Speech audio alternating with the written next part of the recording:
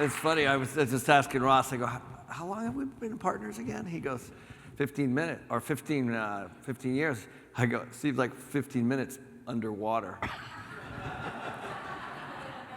We were just joking around. So just a little history on us. So Ross and I,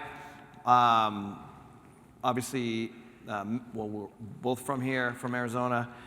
And we were on a board together called the Arizona Multi-Housing Association. That's how we met. We got to know each other very well. We traveled around, sometimes in Washington, D.C., lobbying for the apartment industry. The AMA is very, very involved nationally and locally. And so we're past chairman. Leslie Bryce, the president of our company, is past chairman of the board. And one day we called him up and we were talking about, he'll probably can tell the story better than I can, but we decided to merge our companies together, and so that was 15 years ago, and we have a very similar philosophy with our employees, which is actually probably primarily the reason why we get along so well. We're really pro-employee development. And we think that if the employee's happy and they're trained and we're working on them personally, then it resonates to everything.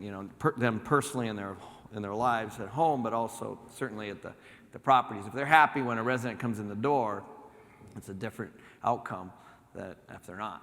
So we do a lot around that. We have a MC Fitness. We have a gym in our office, as you guys know, but we have a corporate wellness program. We do a lot of personal development every year. We bring the employees in for this book study, and we don't talk about numbers. We don't go over financials. There's enough of that goes on day to day.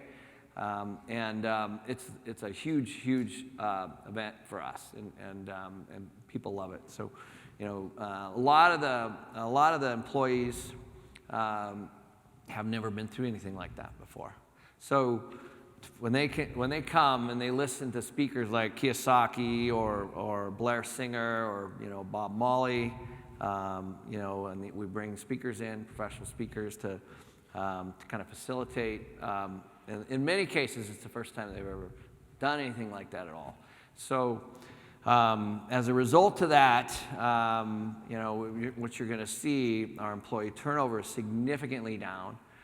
In our corporate office, it's 4%, right? So it's basically a half of a person, I think. So I don't know where that half person went, but I think that's one person in 2 years or something like that left. So. So that's the result of, consistency is really important in this business. When you have a manager at a property for 6 months and then you have another manager there, it takes them several months just to figure out the place. So turnover's big in every level. We're going to talk a lot about that, how we manage that, where we're focused on that today. So, and then at the end, we'll bring up some of the players, some of the team members that are involved in all of those pieces. And Ross, you want to chat a little bit about our corporate philosophy? Sure. Here, let me fix you up here real quick. So. Oops, sorry. Oh, that's all right, yeah. Okay. Well, as the video shows, we have a lot, that was last year. We had a lot going on. We had two new construction projects. You saw before and after pictures of clubhouse and common area renovations, and you saw before and after pictures on unit renovations, and we sold 3 properties last year. All that could not be done clearly without the efforts and without our on-site staffs in particular, and the work that they do and how much they care about delivering a product to their resident that makes the resident happy. And one of the things that we instill or try, push back on them a lot on is you're dealing with people's homes here. So this is first and foremost, you're providing high quality housing. No matter what they're paying, you're providing the highest quality housing you can provide. And if you take care of the resident, everything that's good in this company flows from that. And our employees, again, we instill that value to them. And really, I mean, we say we instill that value. Really, they come to us with those kinds of values. Our job is to provide a disciplined approach for them so that they can use that to succeed in their own careers and and help our residents succeed. One of the other things that Ken and I's main job, we feel, is to maintain that same discipline in everything that we do, which is generating cash flow.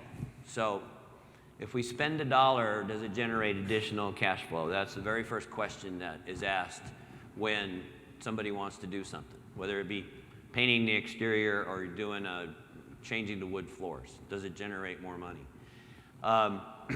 And we do that the same, and Charlie will tell you how difficult and how competitive it is in the acquisition market when he gets up here, but we use that same approach, which can be very, very frustrating for him as well, and for us, because it's hard to get anything done. So I think the most important thing, though, to remember is, when the day goes on and we go through all of this is all about making, the resident and making the resident's life a good place to be. In our community is a good place to be. Right. Great. So thank you, Ross. So I'm just gonna kind of walk you through. How many of you were here last year? Okay, wonderful, great. And how many is first time? Okay, awesome. So we're gonna walk through just some of the different entities and some of the things that we have, and this is not complete, but I think it gives a pretty good idea of what our focus is on. The first one, that's the company that that Ross and I generally, that's the one we started with, that one, and MC Companies. That's the company we use to purchase properties. So there's, Ross and I are the only employees in that company, right? I think. And Leslie. Oh. No. Just us? Oh. What about, no, that, MC Realty is where the investor relations is and asset management. Right, yeah, so this is the asset management piece. And then the MC Resident. We don't get a paycheck, if you remember. I forgot about that. The MC Residential Communities, that's really the lifeblood of the whole organization. So that company has somewhere around 300 employees. And that company is headed by Leslie Bryce, who you'll meet. She's the president and a partner. There's a ton of moving parts in that organization. MC Furnished is our corporate housing program. Is Tim here? Oh, Tim, okay. So corporate housing, we do furnished housing. Now, what we found is that people come to our communities and they want 1 month, 2 months, 3 months. I mentioned the spring training. We literally have agreements with the Cleveland Indians, the Colorado Rockies. We've had agreements with the San Francisco Giants. I think we have the Mariners out in Peoria, right? So they come for 2 months while they're here, and we give them furnished housing, and they load it up with all their ball players. And so we do that with the military, the Border Patrol. So this is actually you don't see this a lot, but this rolls right up to you. So a 2-bedroom apartment that might be $1,000 furnished might be $2,500. So but it's very short-term in nature too. So there's a lot of management around this, and it's very, very full. We maintain a portfolio of corporate units pretty much at every property. Yeah, almost at every. 65 of them. We have 65, yeah.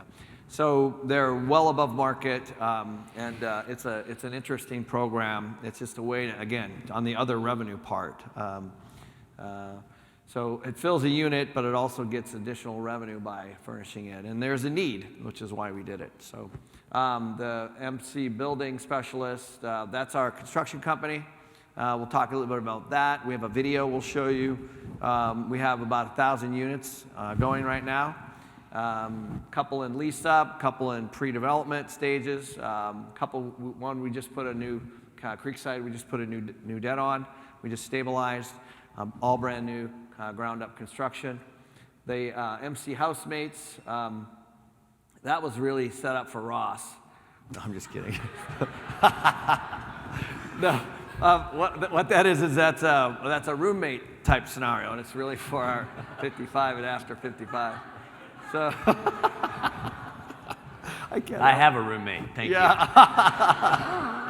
So Eric's going to talk a little bit about that. Eric's runs our marketing. Very interesting program. Rents are going up. Wage growth is not. Fixed incomes. This is going to be an important piece for us. It's in the early stages, but this actually is going to be very, very interesting to watch. It's primarily Eric's brainchild. MC Fitness, we talked a little bit about the commercial. That's, as some of you know, we found some partners locally, and we're entering into the office space. We bought one building. Very excited about that one. It's right near us. We don't profess to know everything there is about commercial, but it's a value add just like our apartments, and that's why we did it. It's an old building that when we renovate it and get the rents up, it's going to be worth more money. We're not sure if we're going to completely forward into this because up to this point we looked at multiple 20+ deals, and we passed on all of them, just like we have on our apartments. We ended up doing that. The MC Media Group is Eric will talk about. That's we were able to take our print advertising at our properties, which was about $1.5 million a year, and bring it to zero. So how do you take $1.5 million expense and cut it completely out of the operating budgets and make it zero? That's what Eric's going to talk about. So it's very interesting what we've done. We've moved everything to online, social media stuff, and what he has in the back there is a piece of that. So he's going to talk about that. We're very excited to have that. Our Sharing the Good Life Foundation, that is something that's just starting to really take off. We're very excited about that. We have a video on that as well. Last year we gave away $140,000 to local charities, and primarily cystic fibrosis and autism. And we created a program for our employees called VTO, which is volunteer time off. We made that a policy that they can take, how many days? 2 days a year paid, do whatever they want, but they have to be pre-approved. Last year we gave money to 26 charities, I think it was.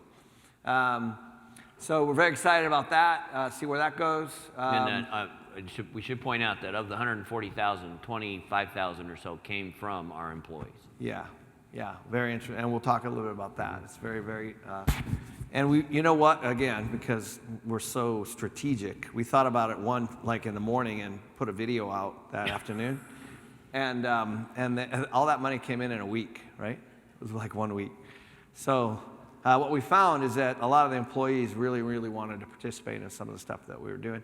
And also gave them, the foundation, by the way, we're not on the board. It's run by the employees. So if you're living in Tulsa, Oklahoma, and you're passionate about something, all you have to do is send a request into our company, and then the employees decide how much. And so if you're an employee, you can actually request money from the foundation. That's how it is. That's how it works. The self-storage business. We talked a little bit about this last year. We are definitely full on into that. We have 6 in escrow. 8 in escrow. It's math. That's usually the opposite. Yeah, I know. We have 8 in escrow. We closed on some land. We're building one in Corpus Christi, Texas. The reason we're doing it is is because of our partners. We partnered with 2 years ago with two people that already own and run these things, and so we literally waited a little over a year before we pulled the trigger on anything, learning all about the markets, learning all about how they work and all that. So that's very exciting. And then the after 55, as you guys know, we have 4 buildings that are after 55 now. And what we're finding, and from talking to you guys last year, is one, Charlie flew all over the place looking for these places. They're very, very difficult. They're very rarely on the market. And when they are, they've been really aggressively priced. So we have not been successful in buying one from last year, although it hasn't been for lack of trying. On the other side of that, what we're finding is that as people age, because the baby boomers, I think last year started retiring at about 50,000 people a day,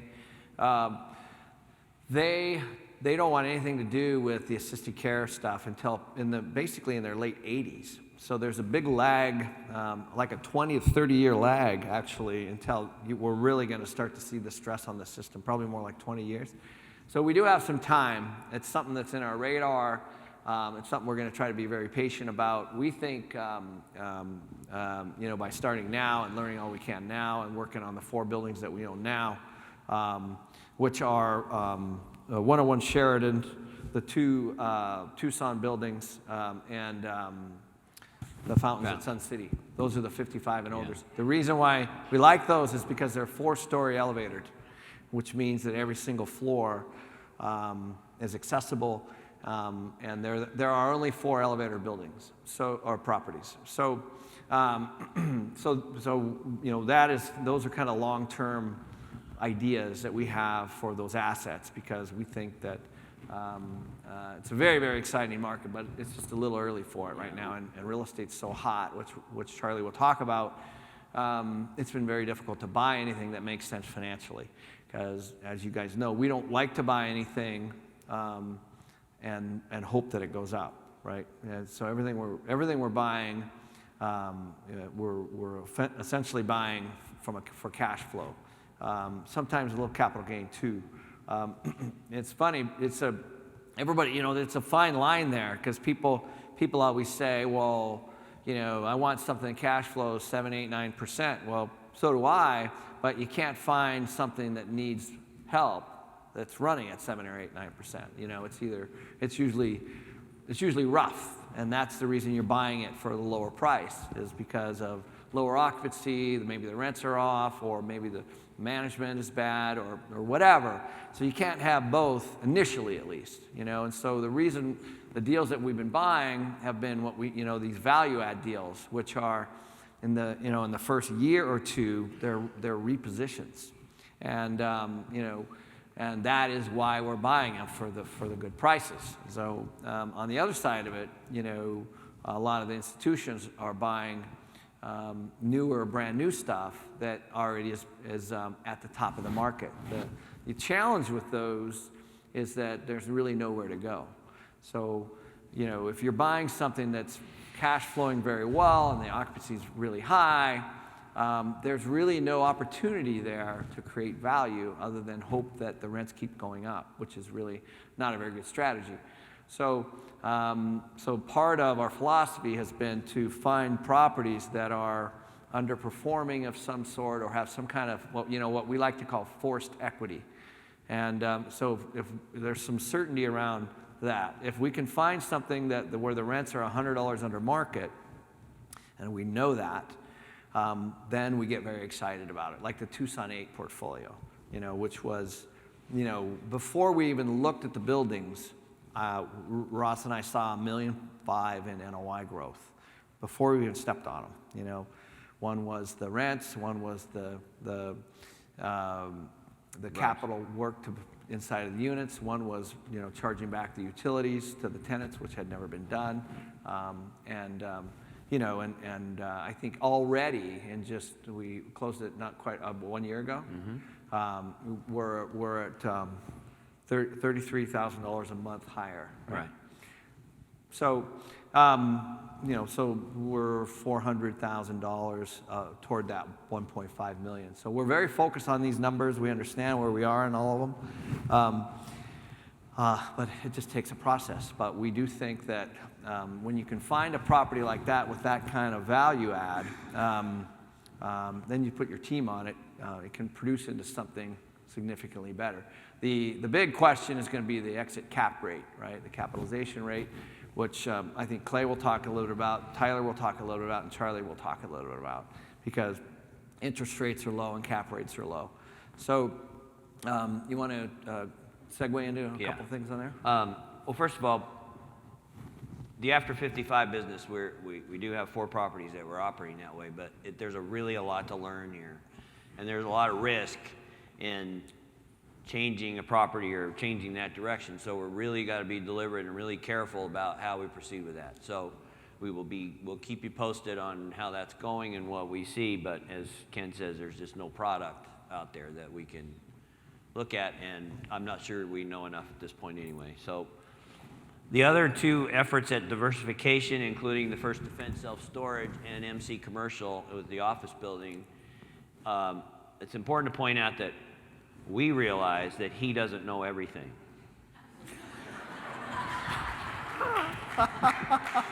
So, well, and neither do I.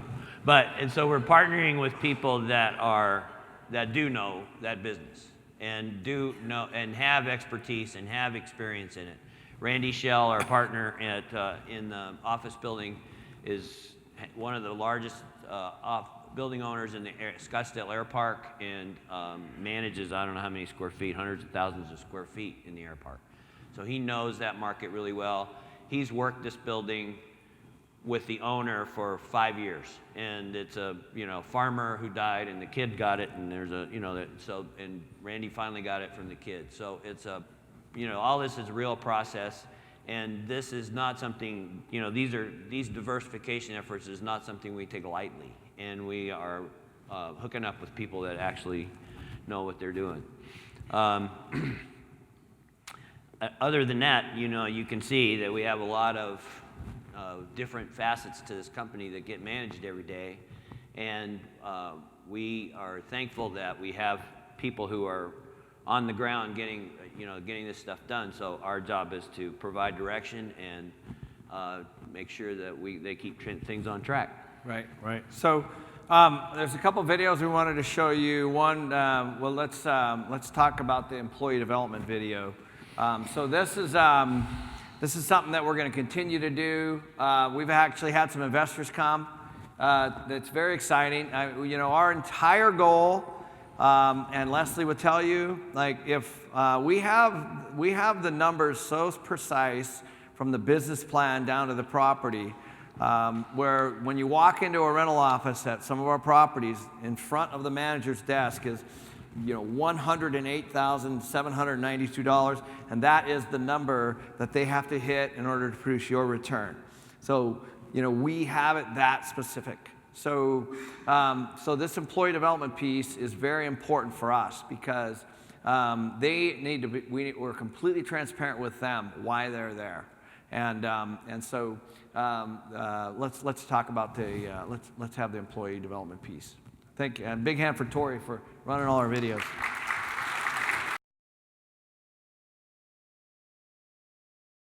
Each year, for the last 3 years, we've been having a company meeting that was a dream for me. I never thought we could get all of the property managers and the maintenance supervisors together to be able to meet across state lines in one big group. A lot of people in our company, and a lot of people in general, they really don't have any kind of personal development, and they've really not done much in their lives at all. And so we've taken the approach that if we help people from a personal standpoint on a number of levels, then we believe that they can take that to the property and then take that home as well. And so we've done that. We've studied a number of books. We've brought a number of speakers in, and we try to touch them from the core, as opposed to just talk about numbers and everything when we all get together. So that's been a real focus for us, and it's also unique. It's also different, because I think a lot of times a lot of corporations will bring people in and just talk about numbers and occupancy and things like that, and so the employees tend to not like necessarily those types of meetings. So the MC annual retreat was actually my very first day of work with MC Companies. I'd moved my family out from Los Angeles, and we got the moving trucks in around 2 in the morning, And that morning I was up and on my way to work at the MC annual retreat, and it was a great way to start your first day of work, to get to know a company. It was such a unique perspective to see a company using the tools other than just running numbers and going over our financials, but they were actually team building and learning about their employees all the way from the top executives all the way down to the individual properties and the people that work at those properties and maintenance. It was a complete team effort, and I think that synergy was a really unique thing to step into. I've never seen with a company before that I've worked for, and it's just a huge blessing, and I think it's what makes MC so great. The more that we talk about that and practice that, we just get better and better at it. They take the time to develop you as a person and not just as an employee. Being able to grow and have the company support you to grow is one of the most incredible things that I've ever seen happen. Very great experience for our teams, for myself, and for becoming a better leader in everyday life. One chapter really stood out to me, and it was how you would put the people in your life into categories, whether they're amateurs or professionals. And I started really taking a hard look at that and found that some of the people that I would consider being the closest to were also the people that might have been hindering my growth personally and professionally. So I started making those lists, and I started backing away from the people that were on my amateur list, and I started seeing my career and my personal life get better. So a lot of the things that have happened to me in my life, you know, I was doing all of this stuff before I ever read Tribal Leadership and before the current book that we're reading right now. And I look at a lot of this stuff, and it's things that I've always done in my life anyway.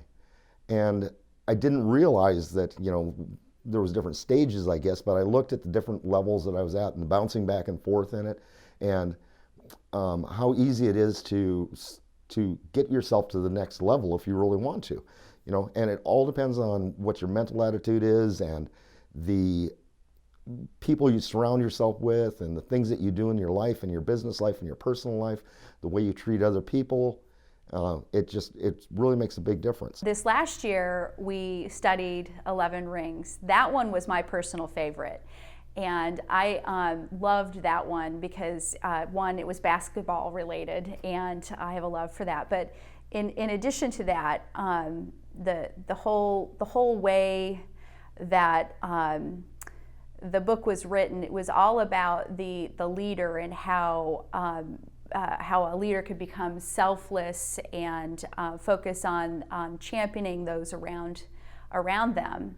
That was a major turning point in my career path, was when I was hiring people who were better than I was at all of the things that we need to do in this business. One of the things about the book, what comes first, success or happiness? Which is it? Happiness, right? Your happiness comes from within you. Right. You're not seeking it from an outside source. Good point. How many people realize? And that's where the meaning comes Right. from. That's right. How many people realize that happiness ultimately comes from in here, yeah? MC companies, MC has to win. Everybody at every different station or apartment complex has to win. And the person who actually pays the rent has to win too. Or they just leave the apartment, right? It's always in threes, not twos. Fair comment? You're going to put your arms out like this, and you guys are going to give us the biggest, loudest standing ovation ever. Go! We're going to